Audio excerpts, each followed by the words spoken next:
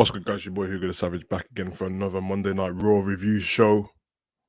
Come on, you already know. You already know what host I am, man. I'm here for a good time, not a long time. I hope everybody's well at home. I hope everyone's feeling good, staying safe, keeping healthy. You know the vibes, man. You know the vibes. I hope everyone's good. Speak to me in the chat. Let me know. What's the mic saying? Mic check, 1, 2, and all that. Of course, we're here to chop up Monday Night Raw, man. It's been a mad couple of weeks in the wrestling world, and I say I'm enjoying it, man. I'm enjoying it, bro. You know what I mean? But I obviously have the eye where I can pick apart certain things, and yeah, the stuff to be improved on, stuff that were great, and we're here to chop it up and talk about it, man. And I'm excited to do so. Yeah, let's get into that anyway. I'll get to the comment section very soon. Just load this up, so I got it scheduled. And what we do is we'll rock through match by match, segment by segment. Some segments, as usual, not worth talking about, and some are, but we'll get to that. Big up, Nev. What's popping, Savage? Sounding loud and clear. Thank you very much, bro. Good to see you here. Yeah, man. It's gonna be dope. Let's see what this review's saying and that, man. And let's see if we get people in today, because I told everyone already, man. I'm here for the people, and if the people don't want the Raw review show because of the time of it, because I know people have been DMing me asking about the times, and obviously, them people are in a different country. I kind of got to work to my schedule as well. Then if this isn't the way to go, then we'll bring back Savage Talk on Thursdays, in the evening time, which is probably better for everyone because people in the UK have finished work or school, and then people in the US are midday for them, so they have their break and stuff like that. So we'd have to talk about that, because on Savage Talk we get into everything. We get into Raw, SmackDown, AEW, and the news. No rumors, but news. So big up to all of you. But yeah, we'll get to the first segment, and then for anyone who catches this later on after the live stream, then big up to you as well. Hit that like button if you like it. If you don't like it, don't hit it. You know what I mean? I'm not gonna beg. You know the vibes. We kicked off today's Monday Night Raw with a Bobby Lashley promo. He was in the ring, waiting and ready. He told us last week after the attack from Brock Lesnar that it's calling him out. I say he told us last week. If you watch the backstage segments, when he was talking to Kathy Kelly, I think it was, he let her know that next week I'll be waiting for Brock in that ring, and he was not happy. Now, this is the way to go with Bobby Lashley. This is the way that Bobby Lashley should always be booked. And to be fair to WWE, they've not made him look weak over the last however long with his US title run. But it's not been exciting. It's not been invigorating. And I think it's because the people he's fighting against, everything just felt like a match. Nothing felt like a storyline leading to Bobby Lashley previously as the US champion. So fair enough, they don't have a big time slot now to build Brock versus Lashley, because we know Brock's not going to be on here every week. Crown Jewel's very soon. But this is decent enough because we know what Crown Jewel is. Crown Jewel's the one pay-per-view a year that I think they can get away with slower builds, because it's kind of a cash grab. It's kind of a glorified house show with more production. Not everybody watches it. It's on at a weird time for a lot of people. And the Saudis pay big money. So Brock Lesnar is a massive star. Lashley's a big star too. Visually, they look great together. Although Brock Lesnar's the only person that I've seen make Bobby Lashley not look as big, which is crazy. And I think it's dope. Now, what happened in this segment was Lashley called out Brock. His music hit. And honestly, if you see my reactions on the channel and I watched it after this, I thought that Brock wasn't going to come out. His music was going on for a while before he appeared on the entrance by the Titantron. And then he came out, and I loved it. There was no wasting time in this story. It was straight to the point. You don't call out Brock Lesnar and think he's not going to come out. And you don't attack Bobby and think he's not going to do anything back to you. And this was like a turning point for Bobby, because we know Bobby's a lovely guy in real life. He's a nice person. Great manners and stuff. And we know Brock in real life is a nice person as well, but he doesn't like people, does he? So sometimes they can make Bobby come across a bit soft, especially with his promos. I think his promo in the ring wasn't the greatest promo. It didn't sound that threatening. He probably should have came out and just said, Brock, I'm not leaving this ring until you get your ass out of here, and said nothing else. But on the way down to the ramp from Brock, Bobby Lashley actually got out of the ring and went straight for him. And it didn't start off very well from him because he kind of got like he got lifted into the ring apron. His spine hit off there. Then he got his spine thrown into the ring post as well. And then Brock was about to F5 him. Bobby reversed it, threw Brock into the ring post, and then speared him through the barricade. And we had the refs, the backroom staff, the wrestlers came out. And tell me if I'm wrong because I've been saying this, and you guys are here every week. Didn't I say this about when Dexter Loomis attacked the Miz, and when I'm like, how come somebody who's supposed to be not a wrestler and is supposed to be a fan who's stalking somebody can come into a Hell in a Cell through the ring with a knife or whatever, choke him out, and just sit there with him, and nobody comes out. This is what should happen, and I loved it. It was quite funny to me because obviously they had people like Bobby Lashley and Cedric in that whole thing, and I was like, bro, these like don't like each other, bro. So he was the Shelton Benjamin out of everyone was the one trying to calm him down. I was like, Lashley should punch you in the face realistically. He runs around the ring after he gets pulled back and then dives at Brock, kind of spears him over the table. Then he gives him like a spine buster in through the table, and Brock is left there on the floor. And Bobby Lashley looks strong, which is great because obviously last week Brock looked strong. And now it begs the question: what happened at Crown Jewel? Which is a good thing. I like it being unpredictable because for me, you would say that Bobby Lashley is the one who needs to win. But then you'd think Brock can't lose again because Brock's gone from losing every 3, 4 years, 5 years to losing a few matches against Roman, and then he would have lost to Bobby Lashley. And then obviously before that, there was like Seth. So you can't keep making him lose. So it's interesting to see what happens, but we'll get to it. Before we move on to the next segment, after every segment, we talk about. I'll go to the comment section and make sure you guys get your say, and then we'll move on to the next one. But I thought that was dope. Um, Only thing that was weird for me is that when they came back after the break, the commentary didn't really mention it as such. They should have carried on talking about it because Brock wouldn't have let that go. So yeah, especially when there's no Paul Heyman or anyone to talk for him. So Nev says maybe we'll go back to evening one, maybe better if depending you have time. I can make the time. I think I can move my YouTube stuff from the morning when I'm working. I can move my evening stuff to the morning and then do evening. It's just one day, and it Thursday is my busiest day anyway, and I'm already at the studio doing loads of work. So an hour, and if I schedule it properly, so I'm not talking for too long, then an hour a week will be dope, and then we'll get some new stuff because I want to do some retro watch alongs on the channel, but I don't want to do it and then it gets took down straight away for copyright. But I really would like to do that. So what I'm probably going to do is the way I do my reaction videos when I have the video in video, when I'm doing the watch along, I'm going to do the watch along like I do the regular watch alongs. But what I'll do is if everyone has the network or Peacock or whatever, you guys, I'll put the timestamp on the screen and you can watch along with me. I might do some where I don't do a whole pay per view. There's going to be some where I just do the match as well, and then some of the matches you can find on YouTube so we can time them up together. I think that would be cool because there's legendary matches that we've never got to see together because YouTube ain't always been around. So, like in the rivalry for Brock and Lashley, I think it's better doing it. Way better we're doing it without title. I was thinking that as well, but definitely a great way to kick off a Raw, 100%. Yo, Savage, I think pairing JBL and Baron Corbin is a genius move. We're going to get to that. I think it's genius in a way, but I can't lie though. The attire what Baron Corbin had on was cheeks. I don't know what the point of that was. And this is only going to be great if JBL sticks around. But it means that Baron's going to have to start. He's going to have to get better on the mic. I think I would have had him come out in a suit dressed like JBL. That would have been perfect. But we'll see. I agree with what didn't happen with Loomis Wrestling not being an active superstar. Yeah, because when he first came in and tried to take AJ, the way the commentary mentioned him, they said they didn't know who he was until the week after. Then someone says that's Dexter Loomis from NXT, but he was an active member on the roster, which means you're trespassing. And if a real fan did that, you'd have to treat that fan how. Remember when Seth got attacked on Raw like about 6 months ago? Now you have to treat him like that. So that's the way to do it. But crazy, crazy. Yeah. So moving on from there, if obviously there's going to be a few backstage segments that I don't get done as well.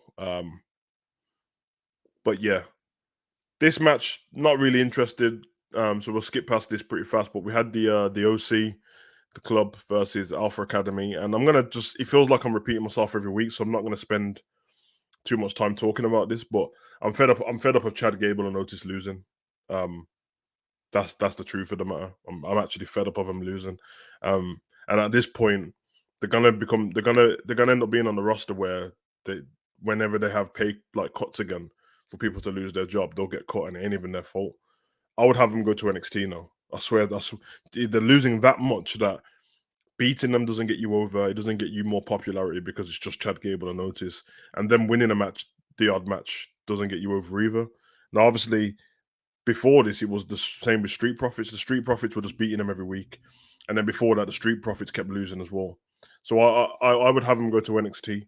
I've got ideas that I mean, obviously I can't implement them, but there's a call for a few things when it comes to tag team titles and stuff like that, and the cruiserweight division and all this stuff. Because obviously there's no 205 live anymore. You have that level up, but I'm gonna go back to what I said before with that NXT cruiserweight title what they had and with the women's tag team titles, that should be able to it should be able to be defended on Raw, SmackDown, and NXT because it opens up the pathway for so many different things. It means that when people are getting brought up to the main roster, it's organic. It's not this cheesy.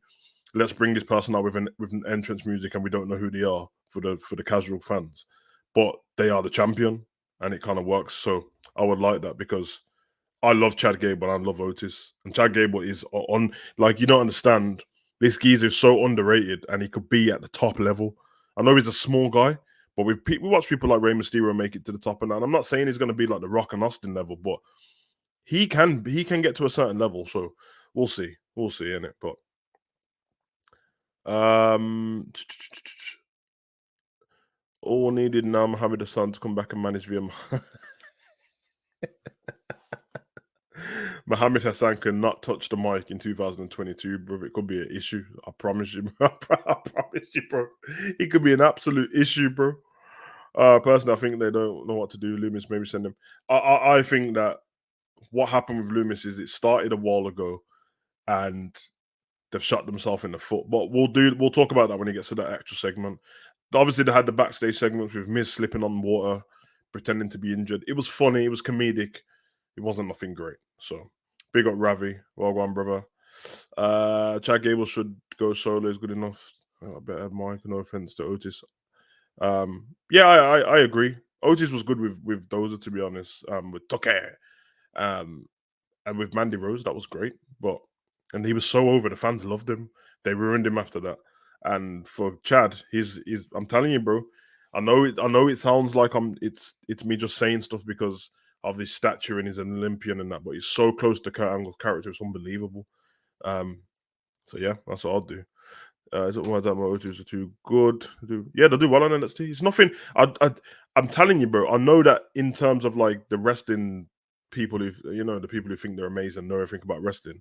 It's a demotion to go to NXT, but you can go down there and help them and help yourself. Like Mandy Rose is killing it since she's been on NXT. Not just because she's champion. She's like she's a new person, bro. She's dope. So you can change it, man. Um, big up, Jamie. Hope you well, bro. Hope you well, man. Liverpool tonight, bro. I'm here for it. Can't wait, man. Is Ali going to be pushed more? He will be, but he won't last very long. Anyway, let's move on to the next segment after that. The OC won this match. Um, Gallows and Anderson were always going to win. They've only been back a week. I have to let you know again. I don't like that move, the Magic Killer. It's trash, bro. It sucks. It sucks cheeks, bro. Judging on from there, moving on from there, we had the Judgment Day. Dominic, Finn Balor, Priest, Rhea Ripley come out. Dominic touches the mic. He challenges the OC to a match at Crown Jewel. Anybody with a brain could see this. Stevie Wonder could have saw this coming. Like I said at the beginning of the show, I'm not going to give it too much pushback because Crown Jewel is always built like this. It's never really big storylines. I can't tell you a massive storyline going into Crown Jewel. So it is what it is. And they're gonna have to find something to do because Mansoor can't go because he can't go dressed like that. I'm telling you, he can't go dressed as one of them models, bro. He'll get chopped up. His people will turn on him. So yeah, I get it, man. Go for ad break then, and then we have Seth Rollins title celebration. You know, Regular Seth Rollins. Oh, the laugh, what's clearly not a real laugh. But yeah, title celebration, which was cut short by Mustafa Ali, who made a point to say that when he spoke to Bobby the week prior, he said that if he beats Seth, he'll get a title shot. And Seth said, "Do I look like Bobby?" Which I agree with Seth on this one. You said you sorted that out with Bobby. You didn't come to me, who was the actual champion. You went to somebody who you assume was going to beat me, and he didn't. So get to the back of the queue.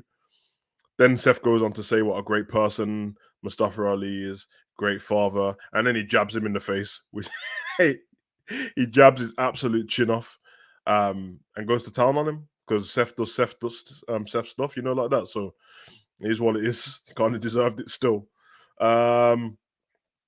We got the same type of wrestling mind because since Mandy Rose went to NXT, she's been killing it.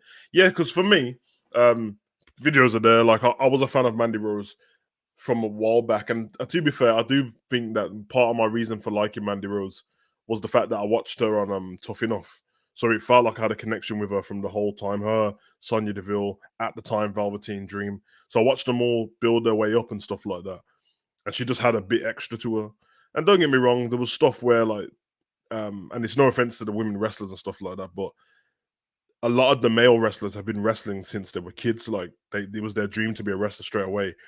A lot of the women had dreams of being a wrestler, but there wasn't an avenue apart from coming in and being a diva at a certain time. So for a lot of them, they went to do other stuff. They moved on to do modeling and bodybuilding, different kind of sports and stuff like that. So when they come into wrestling, it's a little bit harder for them. They can do the physical attributes and everything like that, but the moves and stuff, it looks a bit stodgy, looks a bit slow. So that's what Mandy had as well because she was a bodybuilder before. Um, and then she built her way through, and I can't lie, that finishing move, that knee, to this day, I don't know how she hits it so hard, but it looks amazing. She always looks amazing. She cuts great promos. Yeah, man, I like it, and I like Toxic Attraction as well. So, um, I'm not lying. There's a few people on the main roster that, and I've said this for a long time. When things ain't going well, just trade them. You'd have to don't make a big deal of it, but just let somebody slip down to NXT while somebody comes up, and that's how you change stuff for me. Big up, bro. Yeah, it's been a while, man. I'm not normally live at this time. Well, I have been for the last few weeks, but about 6 weeks, 7 weeks now. But we're gonna go back to Thursday soon. We'll smash that because it's fun. Pro big up, bro. I don't know what happened, but Randy Orton to return with Cody Rhodes and Ted DiBiase and attack Riddle. Legacy. Yeah, man. I don't know what Ted DiBiase is doing with his life, but big up, John. Come on, bro. You cheating bastard. You filthy animal, bro. Me, I'd like to see Mandy Rose with Otis now since he's a tree trunk. I believe they'd be unstoppable. Hmm. It would be hard to put them together without mentioning the fact that they were doing that thing where they were kind of a couple for a bit. But he could come back as a bodyguard. I'm not mad at that. So, what a question! Of who do you think is the better knee, Mandy Rose or? That's hard, man. I'm gonna say Kenny just because he's been smashing it for years doing that knee. But Mandy's is, I'll say Mandy's looks more. It looks more devastating as a finisher because a lot of the time Kenny doesn't always do it as his finisher, in it. But it looks lethal when she does it. Me even comparing their knees is a great thing for Mandy. So yeah. Moving on from there, another match I didn't care about, but we saw it coming last week. We have Bianca Belair teaming up with Candice LeRae, Monday Night Raw newcomer. Yeah, man, popular on NXT, but still the fans ain't reacting to her too much. I'm sure they know that it's Johnny Gargano's missus, but why would they care? Um, the match was decent. I'll tell you what, from this match, Bianca Belair and Candice together, they tagged very well. They had like tag team offense, which is rare because obviously they weren't together before that. They were gaining momentum in the match and stuff, and then Bailey on the outside pulled out a flipping kendo stick. Um, you already know how she goes with that. But yeah, man, the distraction was enough, and then they did their finishing move. I don't know what their finishing move's called. The damage control, the Bailey bodies. I don't know what that finishing move's called, but it's all right. They got the pin. The fans didn't care, by the way. They didn't even make any noise to it. It was just like whatever. Um, And yeah, kind of went from there, and they won the match. Another match that Bianca Belair loses, but she's still the champion. So I don't know why they keep throwing the WWE champion in these matches. I mean, don't get me wrong, we've seen over the years, we saw Rock and Austin and stuff in matches, but usually what they used to do is if Rock and Austin or Rock and Triple H or Triple H and Austin were going to fight each other at a pay per view, they would put them in a tag team match together. But Bianca Belair's just teaming with people that they're both baby faces. They like each other. I don't. You know what I mean? It kind of takes the shine off the championship, if you ask me. So I think that's a bit mad. Bit of Corey. Savage, do you think Cora Jade is ready for the main roster? No, but I love Cora Jade. I love Cora Jade, bro. I think she needs a few more months, and it's 6 months NXT, bit more experience. I don't think there's a reason to rush anymore because the women's roster's building back up. And I'd hate her to come up to the main roster and then fail and then have to go back down because it will, you know what I mean, derail her a little bit. But let's get the lighting up in here, man. What do you think should be done with Austin Theory and the Money in the Bank briefcase has become so pointless to me? Personally, make a match with him and Johnny and put the group. I don't think I want another year where the person who wins the Money in the Bank loses it in that kind of fashion. Because if I'm thinking about it now, we had Braun Strowman when he won it. He didn't cash it in properly. He did, but he just set a match, and then the Shield took him out, and then he didn't get to beat Brock. Otis lost the briefcase when he won it. Oscar gave the briefcase away when she won it, and had the title in there. Jinder Mahal won and then lost the briefcase. Or was it Baron Corbin? No, Jinder Mahal as well. Baron Corbin. Yeah, I don't know, man. I know exactly what you mean, but at the same time, I don't even want Johnny to have it because he can't. It's not believable right now him being a WWE champion, Intercontinental, US, yes, but it's what I said last week. That title, that briefcase is always the contract has always said, which they stated is it means that you have a number one contender opportunity for a title match at any time when you want it. But it never says the WWE title match, like as in the championship. So if I was Austin Theory, I would like, I don't know, I'd have it where he has a match where it's a non-title match, but he gets battered, whether it's against Roman or whatever. So he just decides to cash in on the US title or the Intercontinental title. I know he's had it, but I know it's a bit off, but still, he's not going to win the WWE Championship. Give it to Sami Zayn, man. Austin Theory want to be Mr. Kennedy. Don't know about that. Don't know. I don't even see the similarities between them because the long Roman champion, I don't see him winning unless he goes to a different title because of that. Oh yeah, exactly. I just said the exact same thing. Yeah, 100%, bro. I agree with you there. Moving on from there, which was a great promo, man. We had JBL, man, John Bradshaw Layfield, come out to the ring in his JBL gimmick with the suit, the hat, Wall Street JBL, and god damn it, man. Because I'm such a fan of that JBL character. When I saw him, I thought he was going to do the regular commentary thing, and of course he came out speaking to the crowd nice, and he turned on them so quick and called him fat.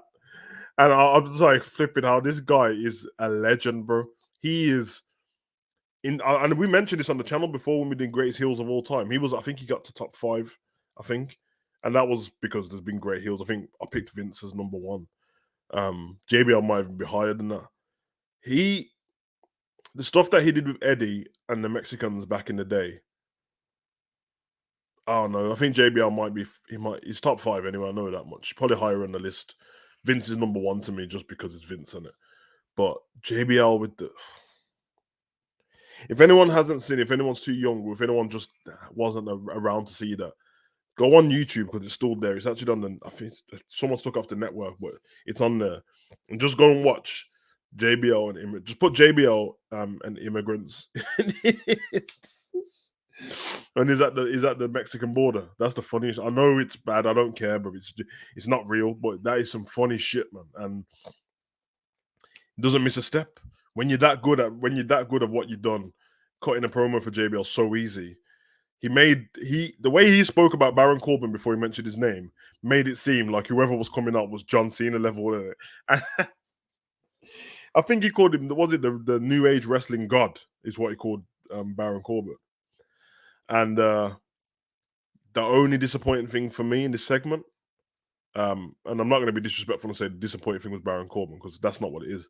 The disappointing thing for me was that Baron Corbin, when he came out, was the same Baron Corbin, because basically the same, because Rey Mysterio has gone to SmackDown now, that it's the greatest trade in history. I love the way JBL said it, obviously playing on the words of the fact that he was from the Wall Street, so trade and stuff like that. But Baron Corbin's, he came out looking like the inside of a purse, yeah. And he looked like the inside of a Louis Vuitton purse. I don't know what the outfit was. You guys know how I feel about the Happy Corbin gimmick anyway. I don't hate it. I just don't care about it. Broke bomb ass Corbin was one of the best characters of all time. And don't get me wrong, I know for him, the growing the hair out stuff and things like that, he had to have that in real life to be able to have it in the ring and it. So I understand why after a bit you're like, no, I'm not doing this anymore.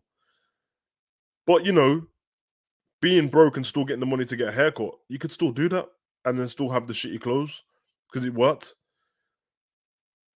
But like, he won the money after he was broke, became rich. Madcap became his friend, and then they didn't go into no more storylines of it. He should have been splashing the money even more, but he should have been using it against, you know what I mean, paying people to do his wrestling matches for him and stuff like that. Because there's no connection with the fans now. And yeah, I agree, people. JBL with him would be great, but what's the point when JBL is going to be the one where everyone cares about? And I think you guys know what I'm talking about. For example, what's happening with Amos now?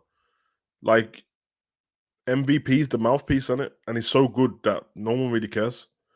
Brock Lesnar and Paul Heyman. Brock Lesnar was the bigger guy. He was the bigger person, the bigger personality, even though he didn't talk. So it didn't make it. It was great that Paul was great, but everyone still cared about Brock. When Paul Heyman was with Curtis Axel, no one cared about Curtis Axel. When it was with Cesaro, no one cared about Cesaro. Heidenreich, no one cared about Heidenreich. We can keep going, because when the manager is bigger than the superstar, it doesn't work. And just hearing that promo today means that JBL's gonna that Corbin's gonna have to up his game on the mic instantly, and he's actually good on the mic. This is why I said they should have came out dressed as JBL in the same outfit, because you got the money now. That's how you build the story. The reason why you got with JBL is because with all the money I won, I had investments to make. I went to the best trader on Wall Street, and now he's my mentor, and that's how you have them together. And when then you bring back the limo and everything, and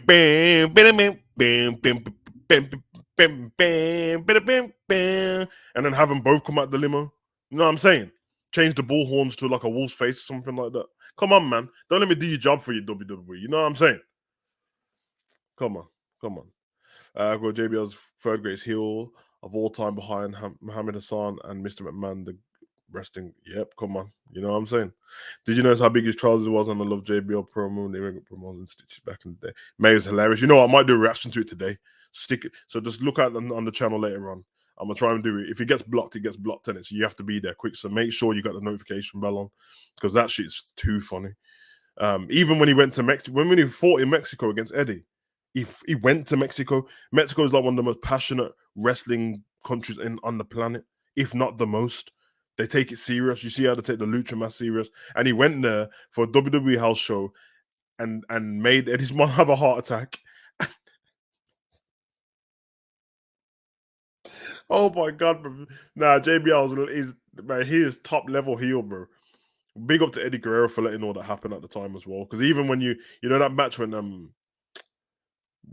Eddie he busted his face open too much. I think he bladed too much and he's splurting blood all over his face. You just watch the beginning of that match.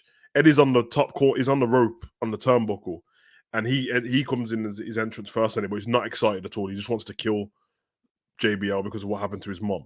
And when JBL comes out to the ring and gets in, he literally looks at Eddie and then he's like, how's your mom, Eddie? And Eddie batters him, bro. That's the best shit. Yeah, the Lone Wolf. Everyone says this about the Lone Wolf Corbin, and I'm in agreement. I don't know why they changed it. That match, I grew up in that era. Oh, it was incredible, man. It was incredible. Like, I love that shit, bro. But that match went on to Dolph Ziggler versus Baron Corbin after JBL destroyed him on the mic. And yeah, not much to it, but ends in a end of days. Dolph Ziggler did show up in this match. Another great person who not utilized properly, and I hope on the Triple H he does get utilized properly because he's getting older now. He's a comedian as well. He might just leave, so because he went back down to NXT with Bobby Roode and fought against Braun Breaker and stuff like that. And that was dope. And he had a bit of an edge when he came back as well. So hopefully they change that. And then moving on from there, we had Dominic Mysterio versus AJ Styles. Not much to this apart from I told you they're going to do this. Whenever there's a match they're going to make for Saudi Arabia and it's a group, they're going to have them fighting in singles matches leading up to it. I have to say, though, a thing what I'm getting fed up of, it's not a big deal, but it kind of is. They can't keep have Rhea Ripley doing the same thing at ringside every week, pulling someone's leg and nobody noticing, because she's not like, it's different when you're dressed as a manager and that, but she's an active superstar. I see refs send away people all the time, but Rhea just gets to stay there and mess up the match all the time. So she obviously got involved in this again. Dominic hit Major with the roll up. Dominic picks up a victory over AJ Styles, which is, I think it's a bad move. Dominic losing doesn't hurt him at all because you're expected to lose to AJ Styles. He's AJ Styles. But AJ losing after he just got the club back together last week, what was the point of building that up for him to lose his match straight away? And he's going to go to Crown Jewel. Yes, at Crown Jewel, they're going to win, but it's not going to mean anything. So we'll see what happens there. And then, yeah, next segment, obviously, we're supposed to have The Miz versus Loomis. We have Loomis's entrance, which I have to say, the Titantron on Loomis's entrance was dope. I loved it. It was kind of scary. The only thing I wish they changed on it, this is my brain again. I apologize, guys, if my brain goes off track and I start saying stuff. I can't help it. But the way they had his Titantron with his face on it and stuff like that was fine. But what they should have done, they should have had the whole arena go black and a spotlight on him as he came out. That's all I asked for. That's, you know what I'm saying. Big up Conway, bro. Big up, brother. I hope you well. But yeah, that's all I asked for, man. But I'm a bit of a nerd like that, innit? But yeah, he comes out and then he doesn't last very long at the top of the ramp because as he's about to go lead down the ramp, the Miz comes out, ambush from behind with a steel chair, takes him out. Because obviously Johnny Gargano had been saying stuff behind the scenes, saying that he knows what Miz had done to Dexter Loomis and what Loomis has done to the Miz. So he's a whistleblower in it. We'll see what he says there, but I don't know what's going on. Obviously, the refs and stuff come out to stop the Miz now. At this point, he went for a break. The only issue I have, yeah, and I'm not going to keep harping on the Loomis thing too much. I'm just going to let you guys know. I don't care about it anymore, but I'm going to stay with watching it. And if anything good comes of it, if it does, if it doesn't, then whatever. Because at this point, I love The Miz, I love Loomis, but they've dragged it out too long already. And clearly it looks like they didn't have a direction to go in, so they're trying to do stuff week in, week out. So like, let's not scrap the story, let's drag it on until we find out what to do. And I don't understand. Or they know what to do and they're just doing it wrong. And I think it might be the latter because there's too many creative minds there to not know what to do. They have to do something. So we'll see what happens there. But yeah, crazy. Yeah, like that lighting, exactly like that. They need to stop. Yeah, I agree with that as well. I'm fine, brother. I'm fine. Thank you very much. Had a good weekend. Obviously, we beat Man City, and we got another match tomorrow. Is it Tuesday? Yeah, Wednesday tomorrow. So we've got matches tonight, but we've Liverpool's playing tomorrow, so I'm interested to see that as well. But I can't wait. But hope you're well anyway, brother. Yeah, moving on from there, we had the return of WWE stands for Walk with Elias. I said WWE stands for Walk with Elias. So happy to see him back. We knew it was coming anyway. Ezekiel's dead. His career's over as a WWE superstar. Should have filmed some more segments without the beard. That way, when Elias comes back, it still looks like Ezekiel is somebody instead of just taking photographs and saying his career's over. Um, I told you guys this. I was 100% right. I was 100% right. I told you guys they were waiting for his beard to grow back behind the scenes. Um, so yeah, at this time they should be telling us why. Exactly, exactly. I agree with you, bro. Um, but yeah, he's interrupted when he's about to sing his song by Riddle. Now, I've seen a few people saying they enjoyed this, and I'm not against anyone who had fun. But I thought Riddle, I think he ruined it.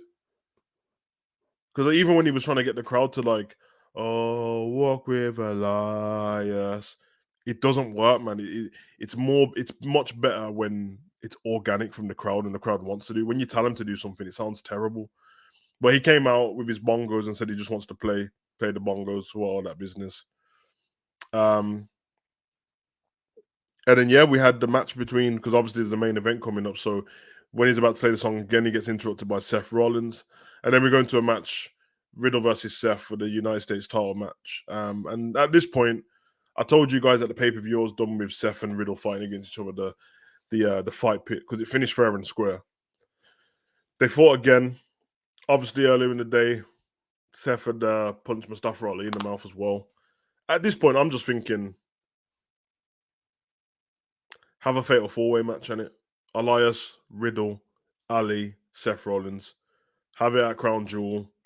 It's a big match. You get some all on there. There's no point having bringing Elias back just to keep him off the show. A fatal four-way is massive for a crowd like that. So yeah, but stuff in between this match. I think basically the match finished with when Elias went back to hit Seth in the ring, he pushed him into Riddle. And then yeah, he rolled him up, beat him. Curb stomp over. Again, he curb stomped Elias as well. And then when he went to curb stomp him onto the United States title, Ali come out and punched him up. And basically, what I'm saying is Ali was left at the top looking great, and everyone else wasn't. Um, I really want to know where they're going to go with Elias because for me, Elias is a better heel than he is babyface. He can do both though because of what his character is. He can do both, but yeah, Elias is better as a heel. Because if not, it's three baby faces against Seth, which doesn't make much sense. And also, I think WWE's in a bit of a sticky predicament where they've got Seth Rollins, who is supposed to be the heel, the biggest heel on Raw, but the fans love him. They were they were jeering him on when he was about to do the curb stomp, when he's trying to get, when they do that thing where they're trying to get the energy, the adrenaline. And they will keep singing his song when he comes out and when he's in the ring. They cheer when he wins matches, they don't boo him.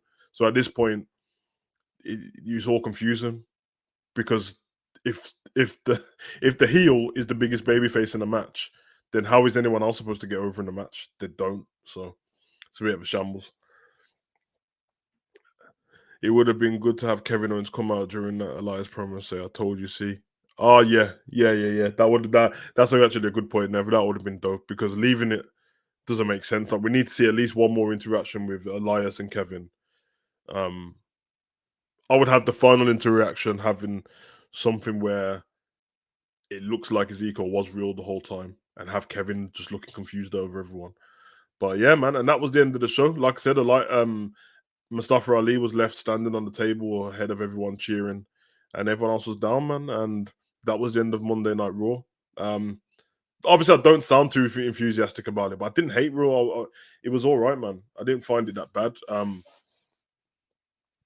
There's a few things that just can be left out, man. I think that they're not doing a good job with the Candice LeRae thing. She's only been there like two weeks or something now, but it doesn't make sense. The whole like Bailey buddies and all that, they need to do something. I would separate them. I don't think them being a faction even makes sense. There's still no there's still no like that. Sit down, have a I don't know, interview Byron Saxton or Michael Cole and let us know the reason why these girls are the ones you chose, and you know what I mean? Because it's not like they were being held back.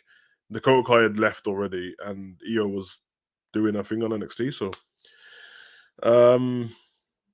you definitely need to go creativity at WWE headquarters. But you got oh yeah, my ratings and GM mode are high, bro.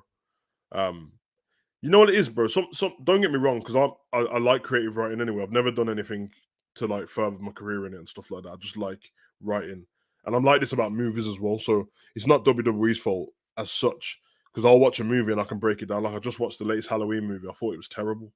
Um, so yeah, sometimes I just see stuff that other people don't see, and other people ain't always bothered about those things. But you might not be bothered about that particular thing, but if it changed, you would notice and you would like the thing even more. And there's just little things for me, just little things, bro. Like Brock Lesnar is the baddest man in WWE, innit? So when you put him for a table and he doesn't have Paul Heyman to tell him to stay away and all this business, do you think that when you help Brock back to his feet, that he's not going to go back after Bobby Lashley?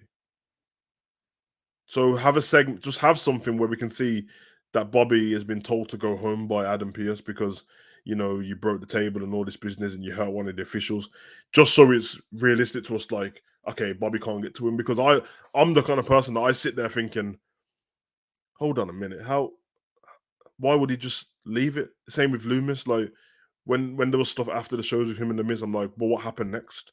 There's no segment. And I thought like this as a kid as well. The only thing that I found funny now, what I find funny now compared to as a kid was when I was all into the Undertaker promos and all these different things as a kid.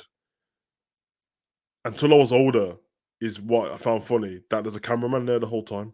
And I don't know if anyone else, of course, you all know that it's on camera, but have you ever thought that there's an actual cameraman shooting all these stuff? Because it's even funnier. So when I used to watch all them like Undertaker about to embalm Austin and cut him open and stuff like that, and then bury him alive. I'm like, there's a cameraman watching, and he's just not saying anything. Like, why is he there? When Undertaker and Teddy Long was in the cars, buckle up, Teddy. But yeah, there's a camera. That means the cameraman must be on the floor. So I find it hilarious. I find it hilarious, man. But that's just how my brain works, man. Yeah, I got mental health problems and that, bro. It's just what it is, bro. It's what it is. Triple H was it was Road Dogg, and you can tell Road Dogg was in charge as well. It was more focused on the matches than anything, but it wasn't terrible. I have to say that it wasn't terrible. It was still better than half of the Raws that I saw in the last year. So I agree with the new Halloween was a letdown. Glad I didn't pay to see either, and I'm so happy because it's the worst. I'm not going to go into detail on here because there's going to be people who won't watch Halloween yet because it's only just come out. But it's the worst Halloween out of the modern day ones anyway. You can say that some of the old ones are rubbish, but at the time there wasn't rubbish because technology hadn't moved on. But out of the current ones, out of the last three where they retconned the whole thing, was his Halloween, Halloween Kills, Halloween Ends, Halloween, and I thought Halloween Kills ended terrible. Halloween End is trash, bro, and it's not a spoiler as such, but like Michael Myers is in this movie. I'm not making this up by the way. I think I counted 8 to 13 minutes for the whole movie. And that's what I can't stand, bro. It makes no sense. Now you just go think of any other movie and think, imagine if they had a movie Captain America and you only see him in there for 13 minutes. It doesn't make sense. So anyway, that was the end of Raw. I'm gonna give this week's Raw rating of 6.5. I have to let you guys know as well. 6.5 is not bad. 5's average, so 6 is good. Around that mark, but I'm gonna give it 6.5 because I thought, especially coming off last week, which was really good. Last week was one of the best Raws I've seen in a long time. Yeah, it's what it is. The rest Halloween was Buster. You're right. It was Holly. Yeah, the one with Buster was Halloween Resurrection, and that's the. I watched that not long ago because of it was the start of reality TV shows on it. So that one was the one where the people on everyone watching at home just thought that Michael Myers was like some regular character. I might do more watch. I'm supposed to do watch alongs this week actually of horror movies leading up to Halloween. So I might start with one of those actually. Can't remember if you subscribe to the Hugo Online channel, but if you haven't, subscribe, bro. Because we chop it up over there. We can chop up about movies and that properly. Trying to get the subscribers up so we can yeah, they do have it on Netflix. Trying to get subscribers up on Hugo Online because you have like you can't do certain things on there till you get to like 1,000 subscribers. So that's the plan.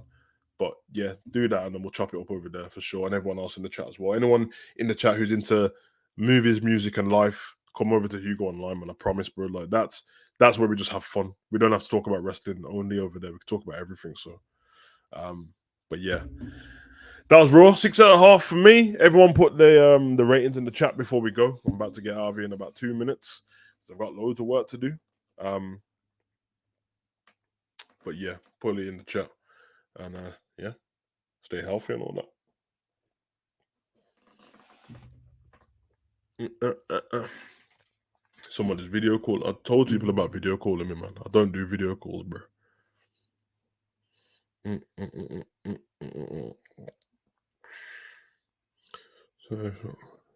Yeah, big up, Nev. All right, man. Let's get the hell out of here. Everyone enjoy your day. And I told you already, man, stay healthy, bro. It's more important than anything else. And we'll be back, bro. So this might be the last Raw review, but everyone subscribed already, so you'll find out. Only because Raw's getting better again now, so filming the reactions and doing the stream is a bit much because I have to edit them. And obviously, more people come along to Savage Talk. So I want to chop it with more views on it. So yeah, we'll do that. But yeah, man. I've been your boy Savage. Comment, like, subscribe, and share. Run.